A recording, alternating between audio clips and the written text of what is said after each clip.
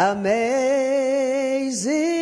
grace, how sweet the sound. Pat Wright, the founder and guiding force of the Total Experience Gospel Choir. Sang my first solo at age 3 in my father's church, and it just has gone on from there. How a preacher's kid from small-town Carthage, Texas, made her way north to Seattle. I landed here on October 4th, 1974, after having ridden for 4.5 days on a Trailways bus, where her gospel roots would serve her well. Very, very lucky enough to end up as a gospel DJ. Eventually teaching and inspiring people of all ages and backgrounds, and becoming Seattle's first lady of gospel music. Pat Wright, next on Conversations. The sound. Pat Wright, welcome to Conversations. Thank you for having me. My pleasure. You know, we've known each other actually for a lot of years, and we've talked off and on in different interviews, but we've never really sat down for an in-depth interview, so I thought this is the time to do it, to really talk about your life, your work in music, your work with the Total Experience Gospel Choir, and really what motivates you. But, you know, I was reading an article about you, and the writer said this: it's no stretch to dub Pat Wright as Seattle's first. Work for you? That's very kind. Yeah? Thank you. Gospel music, what has it meant to you? It's been my whole life. I'm a preacher's kid, and so growing up in a little town called Carthage, Texas. Carthage is just across the line from Shreveport, Louisiana, to give you an idea of where this tiny place is. Yeah. A little over 5,000 people, and I've been in church basically all my life. Sang my first solo at age 3 in my father's church, and it just has gone on from there. Your father sing? And my father, well, he could carry it too. Well, you wouldn't call it singing all the way. How about your mom? No, my mother was a school teacher. And so they kept us pretty close together and pretty much in church. You were one of 8 kids? One of 8. All right. And in the course of that, where were you in the I'm number lineup? 5. Number 5. Mm-hmm. And how about singing for the other siblings? My youngest sister sang very well. And I have a brother who also, my baby brother, is musical, more instrumental music. And that's about it. So singing for you, did it come naturally? Yeah, I guess it must have, because my daddy made me get up on that stage and sing that song at age 3. What was that first song? It was called Jesus Keep Me Near the Cross. Do you remember it? I do. It's an old hymn. It's about 200 years old. Is that right? Can you do just a little bit? I got a mic right there okay. for you. Just a little bit for me. I want to hear that. You want me to do it in my 3-year-old voice? Or no. You can do it in your voice now. Okay. Very simply it went, Jesus keep me near the cross. There's a precious fountain, and it's free to all, a healing stream flows from Calvary's mountain. You were 3 years old. I was 3 years old. And you remembered that. I will never forget that. Wow. Gospel music, you know, it has so much meaning to it, so much depth. Can bring you joy, can also make you cry. Yes. For you, I guess, what was it about it that you just enjoyed? I enjoy the emotion of gospel music. It does. It evokes all of those emotions in you, joy and sometimes sorrow, but not sorrow to the point that you become depressed with it. Behind that sorrow, there's an upward sweep that brings you out of that depression and that sorrow that just catapults you to the mountaintop. And that's what I like about gospel music totally. It's the good news. The actual definition of gospel is the good news of Jesus Christ. So being a Christian and being a preacher's daughter and being a pastor myself is just all entwined. I'm just gospel. Being a preacher's daughter, what was that like? I couldn't do very much. He did allow me to go to our junior senior prom. Really? Of course, he took me and the young man, and he stayed there for 4 hours because in the South, they usually had the proms for the black schools because we were totally segregated. The black schools had the proms in the school gym. So he sat outside and waited until 12 o'clock, and he told me, don't let me have to come in there to get you. You don't have to worry about that because I'm not going to let you embarrass me. So I'll be at the door at 12 o'clock, and he was there to pick me up and took me home. Was your father the enforcer and the rule setter? Or where did your mother come in all this? My mother, being a school teacher, was quite an enforcer also. Yeah. And that was back in the day when they could actually, the teachers were allowed to discipline the children, not to excess or anything like that, but they could spank you if you got really out of control. And nobody talked back to the teachers, and you certainly didn't talk back to your parents. And so therefore, whatever they said was law. We knew it was law, and we just obeyed. Your father, what did he give you, and your mother too, I guess, in your love of music? The fact that he pushed me to sing at age 3. Pushed you? Pushed me to sing. He did push you? He did push. Yeah. And then I was not going to say no because my mother's sitting there looking at me on the pew, right? And it was either get it from him or get it from her. Let's not get it from anybody. Let's just go up and do it. And the applause, the accolades that came from that, I said, oh, this is a good way. Okay, then, I can do this. Little Petronelle, she can sing, so Yeah. we like her. Yeah. Tell me about coming from Carthage, Texas, and the journey that ultimately led you to Seattle. Well, I came to Seattle. I landed here on October 4th, 1974, after having ridden for 4.5 days on a Trailways bus to get here. And being the only African American and the only female on the bus for the last 2,500 miles was quite an experience. One that when I finally was able to get to Seattle, I wanted to get back on the bus and go back to Carthage. But I've always had bulldog tenacity. They've always told me that.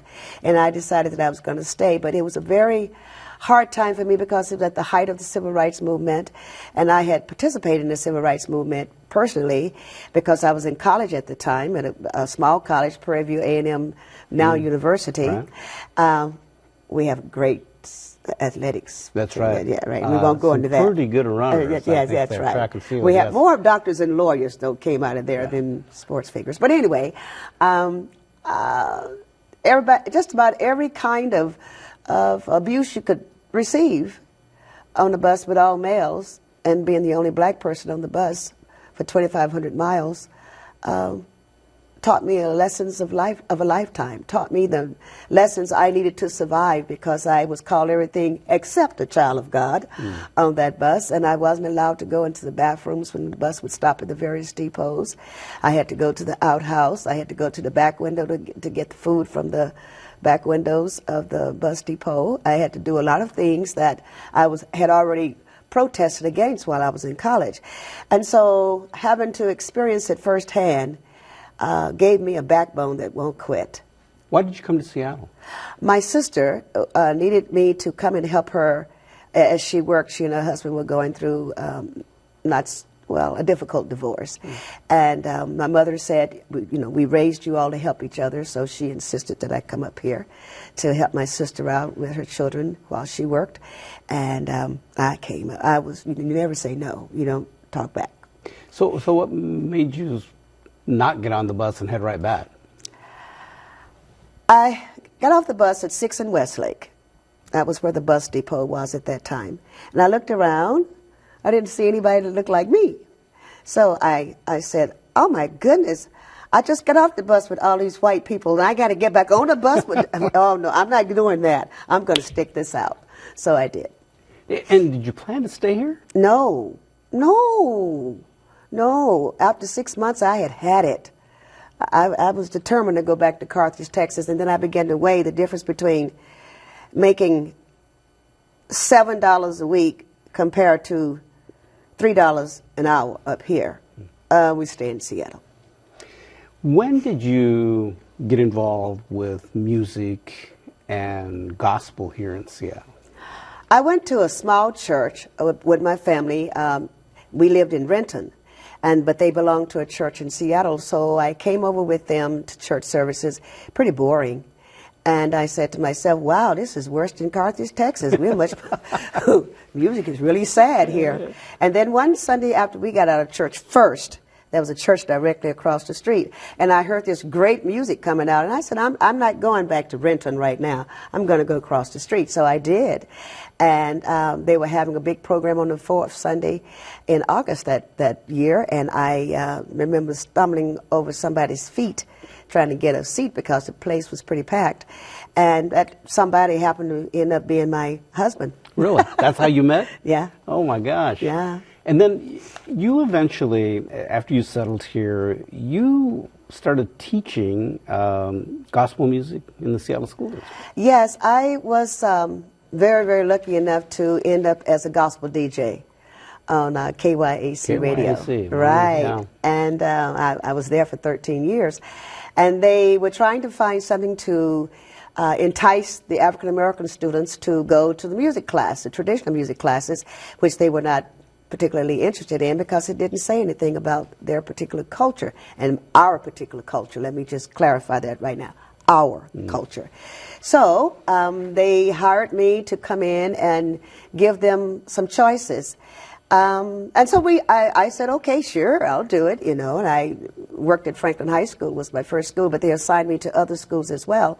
As a floater, I was a pseudo-musicologist in African-American style music. So when I started at Franklin and they announced the class was going to be given, I had 28 students in the class, 25 white kids, 2 Asian kids, and 1 kid that I wasn't quite sure what she was.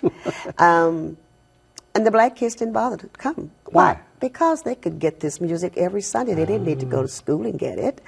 But I wasn't going to tell anybody that. I needed the job. So therefore, I just said to them, okay, we'll see what happened. And my boss, who was Mr. Chuck Chin, said, Patronelle, we're going to go to the Jazz Festival in Reno. How quickly can you get this group ready to go? I'd like to showcase this gospel choir. I said, okay. So we went to the Jazz Festival in Reno. We only had 3 weeks of rehearsal, and I came out in 3rd place. Oh, my gosh. And so 2 songs, Put a Little Love in Your Heart and America. And came back to Franklin, and all the black kids were just standing at the door. You guys are going to go traveling and stuff, man. I'm getting in this choir. Shoot. And then it just blew up, 108 students. And how did it change with the music? Did it change what you were going to do as far as once you had more of the African-American kids? Oh, no, with the more of the African-American kids, I could do what I'd been doing all my life, you know, so I could sing the stuff that I can play the stuff that I need to have played myself and not have to write it down for anybody because I didn't know how to write anyway, but they could write down, they could score it. And that all went out the window because these kids could sing it. They knew all about it already. Then we ended up teaching all the students who came in. I didn't have to do very much except just put the triads together. I want 3-part harmony. I want you to do this, and do that. And those kids' ears would go right to it, and they helped me teach the class, so I didn't have to work too hard. What did that give to you as you were doing all this? Energy galore. Happy I stayed in Seattle. Just really kind of prove that you made a right choice. In a way. Yes. Yeah, $700 a week or $3 an hour. Yes. How long did you do that? The choir? Yeah, teaching in the school. They let me go in 1974. And was that because of the fact that you wanted to do more of the gospel music and because of your faith? Because there were some teachers there who brought it to the principal's attention that there was a separation of church and state and that they should not allow me to teach gospel in a public school. Really? And it influenced the powers that be all the way down to the school board, and they gave me my walking papers. How did that hit you going through all I that? just said to myself, you've really done it now. I'm really going to show you. And I just took those kids who wanted to be in the gospel choir with me to the church that I belonged to at that time, which was Mount Zion. And we organized a community choir. Anybody could join it. And the youngest kid that came to me was 7 years old. And we just had kids galore from all the schools where I had taught. And they, along with the community children, we had more kids than we could handle. So we actually had to organize into an organization. I know that you're strong with your faith, and but for you, was it really about the music and helping these young people grasp that and enjoy it and feel it? I wanted the kids, especially the black children, to appreciate from whence we came. Being a teacher's daughter and being taught my history every day in that little black school in Texas, I wanted these kids to know who they were and why we should appreciate who we are. Never allow anybody to make you feel bad just because your skin happens to be a different color. And so I've always been a very strong advocate for history. And even in the shows that I've done and produced in Seattle, I teach a lot of history while I'm doing that. At choir rehearsals now, I still teach history so that they will understand and appreciate who they are and who we are and how we bring all the races together for one whole choir rather than black section, a white section, an Asian section, or whatever the case may be. Let's all come together and enjoy the cultures. And so I've also incorporated some music from other cultures into our choir, and that's why I travel a lot. I learn a lot when I travel. And yes, it has to do a lot with my own faith. But more than anything else, along with the faith which is always on top, is the fact that if you don't know who you are, then you won't do very well. The Total Experience Gospel Choir. Yes. How did that all get going? When they kicked me out of the school system, I was also working at Roosevelt High School Gospel Choir. And then we had kids from T.T. Minor, then we had kids from Mercer, we had kids from all over the area coming into Mount Zion for that first rehearsal period. And since we had the black experience at Roosevelt, and we had all these other kids, I said, this is a big old Total Experience, and we just ended up calling it the Total Experience. And, you know, I know that through the years that you had a lot of young kids, but gradually, you know, the makeup of the choir, it did change some. You started having other people from the community also become a part of it. Right. People that were a little older, and Yes. they weren't African American. Right. They were of different races. How did that evolve? Well, you really want me to get into this? Let's put it this way. Because I am from the South, I had not seen many mixed marriages. As a matter of fact, I'd never seen any until I came to Seattle. And so here we are with these children from mixed marriages, interested in the music, but not quite sure how to get attached to it. And I just politely said to one particular couple, I said, you have this beautiful young African-American girl. She doesn't look African-American totally, but she is African-American, and that's the way she's going to be looked upon for the rest of her life. Might as well let her know who she is. And that those parents were wise enough to do that. And she was our first so-called mixed child that came in, and she's still with me 34 years later. Wow. Yes. So that's how it has evolved. Anybody from the community can join, and we have red, brown, yellow, black, and white. We represent the racial rainbow. What if you're not such a great singer? Do you have auditions for that? Or No. We'll teach you how to sing. Is that right? Yes. You do teach? I teach. You want to make sure that, you know, Yes. That's how right. you can carry a tune? That's right. You have to be able to carry that tune. At That's least right. do that. Yes. Now, you mentioned that you've traveled a lot. You have performed, it seems like, around the world in many ways. Basically, yes. How many countries? 38. 38. 33 countries. 33 Okay. countries. And across the U.S. Yes. For presidents. Yes. 34 And- states. Okay. And other numerous government officials in various places, some of it to pay the bills that Yes. you've done here and there. You've been in, that the choir has been in commercials, you've been in all sorts of different things. And it's kind of gone from being real big to a little smaller group and all of this. But the connections that you've made through the years with all of this, because it's a family thing. It absolutely is a family. What affects one affects all of us. Recently we've had a rash of, now I won't say a rash because that's a bad word when it comes to death, but we've had quite a few deaths in the choir premature deaths. That affected all of us, and we, of course, put our arms around the families and do everything that we can do for them. That's what we're organized to do, to foster that family spirit. And it's been a trying time for us in terms of that, severe illnesses that have plagued our choir, but we're still hanging in there.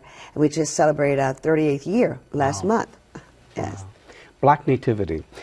This is something that you've been doing for a number of years now. How many years? This is our 13th season. 13th, okay. And you've been working with a very well-known director in this town, Jackie Moscow, and Yes. the two of you have teamed together, making this great holiday celebration. And what I've gone to it a number of times, but what I've always found interesting is that it changes every year. Yay! Yeah, you like that? I love that. Yeah. Yes. And what's the idea behind that? Well, we're celebrating Langston Hughes' legacy. Matter of fact, the 13th season will be dedicated to the Langston Hughes tribute all over the United States. And especially his character, Simple, because Simple was the person, sort of like the alter ego of Langston Hughes, who could say anything and not get put in jail because it's a fictional character. Mm-hmm. And he's also my favorite character, Simple. And so the 13th season basically will be observed and as the 50th anniversary salute to Langston Hughes. Do you have a favorite song? I do. What is it? Amazing Grace. Would you sing a little bit of that for me, please? Okay. The first verse before I cry. Okay. Okay. Amazing grace, how sweet the sound that saved a wretch like me. For I once was lost, but I thank God now I'm found. I was blind, but now I can see. Thank God I can see. Is there ever a day that you go without singing? No. Really? No. Shower, walking down the street, in the grocery store, find myself humming. No. Did you ever wish that you would have really sought a career, a commercial career, gone out, hit the road, all those types of things? Well, I did. I did that back in 1968, 69, and 70.